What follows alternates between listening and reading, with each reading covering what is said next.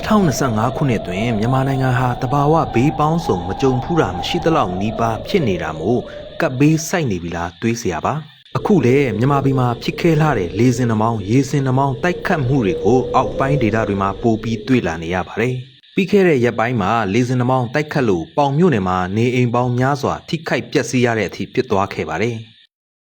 ရန်ကုန်ရွာသားကြီးဆေးရုံအနီးမှာလည်းလေစင်နှမောင်းတိုက်ခတ်တာကိုကားကင်မရာတစ်ခုကနေထင်ထင်ရှားရှားမှတ်တမ်းတင်နိုင်ခဲ့ပါတယ်